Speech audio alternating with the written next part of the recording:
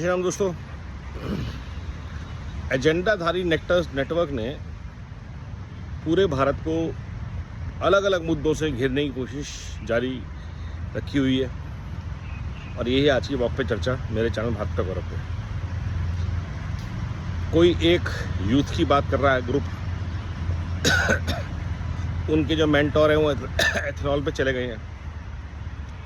राहुल गांधी की अपने इलेक्शन है, इश्यूज हैं कि ईवीएम हैक हो गई, ये हो गया। और ये जो यूथ वाले हैं इन्होंने सारे मुद्दे पकड़ लिए कि भाई हर मुद्दे पे अकाउंटेबिलिटी तय होनी चाहिए, हर मुद्दे पे अकाउंटेबिलिटी होनी चाहिए और यूथ को जवाब देना चाहिए देश को।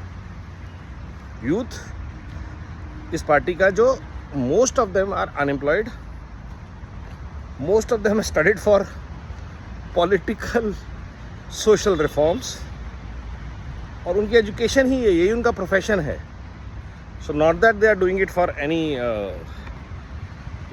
Other goal, that is there, this is going to be their profession. सो पॉलिटिक्स सेवा नहीं है, they are doing it in a professional way, very very professionally manage marketing campaigns, very very professionally managed personage, कहाँ रहना है, कैसे networking करनी है, किसने कब मिलना है। अब किसी को सोनम वांगचुक की याद नहीं आ रही है। किसी भी सीजेपी प्रोटेस्टर ने सोनम वांगचुक को जाके एक बार नहीं पूछा कि सोनम सर तबीयत कैसी है, शुगर लेवल कैसा है आपका, क्योंकि सोनम सर नत्था थे। मैंने तब भी बोला था, उनका पीपी लाइव हो रहा था, वो गायब हो गए, बच गए। अब नया एजेंडा है जी, केजरीवाल जी एथेनॉल छेड़ दिया है, 2-4 दिन के अंदर सब एथेनॉल पे चले जाएंगे। फिर फार्मर्स आ जाएंगे, अक्टूबर आते आते फार्मर्स आ जाएंगे। तो ये जो लूप चलता है हर साल, जुनैद को भूल गए, हम देख रहे हैं हर साल यही हो रहा है और यही होता रहेगा। टारगेट एक ही है, कोई एडमिनिस्ट्रेशन रिफॉर्म नहीं चाहिए, उनको बीजेपी आउट चाहिए। क्यों? क्योंकि लेफ्ट के एजेंडा पे, सेक्युलर एजेंडा पे, लिबरल एजेंडा पे बीजेपी फिट नहीं होती है। और बीजेपी की प्रॉब्लम ये हो गई है कि बीजेपी उनके एजेंडा में फिट होना चाह रही है। बीजेपी का अपना एजेंडा था, बट अब बीजेपी सेक्युलर लिबरल्स के साथ मिलकर चलना चाहती है, जो कि सबसे बड़ी ट्रेजेडी होने वाली है बीजेपी के लिए। BJP came with an ideology, with an agenda, and that is what they need to focus on. Only thing they need to thrive on is, मैं बार बार बोलता हूँ, भ्रष्टाचार मुक्त भारत। The moment they start attacking corruption in all, और FCRA वो चीज़ है जहाँ पे वो शुरुआत भी हो सकती है, लेकिन जो सबसे बड़ी करप्शन की जड़ पे कोई बात नहीं करना चाह रहा वो है ब्यूरोक्रेसी। और ब्यूरोक्रेसी पे जब तक बात नहीं होती, करप्शन टैकल नहीं होता, आप जितने मर्जी लॉज ले आइए, कानून ले आइए, जुडिशियल और ब्यूरोक्रेटिक करप्शन कोर रहेंगी। वकीलों की फ़ीस क्यों नहीं तय जब डॉक्टर्स की फीस तय है, जब इंजीनियर्स की तनख्वाह तय है, जब बड़े बड़े प्रोफेशनल की फ़ीस तय है, डॉक्टर्स की फ़ीस, वकीलों की फ़ीस तय क्यों नहीं?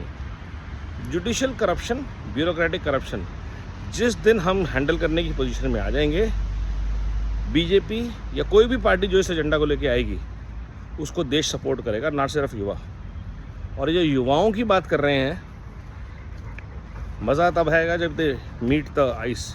इन युवाओं में से कितने दलित हैं जिनको रिप्रेजेंटेशन दिया जाएगा, कितने माइनॉरिटीज़ हैं। पार्टी की पूरी लीडरशिप टीम में सीजेपी की एक भी माइनॉरिटी ही नहीं है, और माइनॉरिटी में से कोई नहीं है। क्यों तीनों में से एक बंदा दलित और एक बंदा महिला, एक बंदा माइनॉरिटी नहीं है? क्यों? रिप्रेजेंटेशन कहाँ है? ये सब बातें भी उठेंगी और लोग सवाल पूछेंगे। लेकिन तैयारी फिलहाल पंजाब इलेक्शन की है लग रही, शायद ये लोग पंजाब लड़ेंगे, लेकिन यूपी तो लड़ेंगे पक्का। यूपी की तैयारी करने की कोशिश करेंगे, आइए, मोस्ट वेलकम है। लेकिन अगर आपको मोदी जी का इस्तीफा चाहिए तो आपको डेमोक्रेटिकली आना पड़ेगा। केजरीवाल फेल हुए, सबको पता है क्यों हुए, कि उन्होंने डेमोक्रेसी को आम आदमी पार्टी में ख़त्म कर दिया। वो अरविंद अराजकता पार्टी बन गई।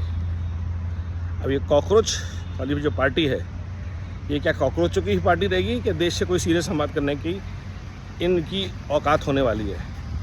युवा ऑलरेडी डिसइल्यूजन्ड है इनसे, और बड़ों को भी कुछ खास उम्मीद है नहीं। So it is now for them to get into a mature space and do something really where people can connect with issues.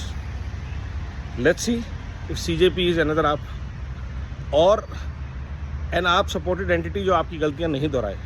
वक्त बताएगा.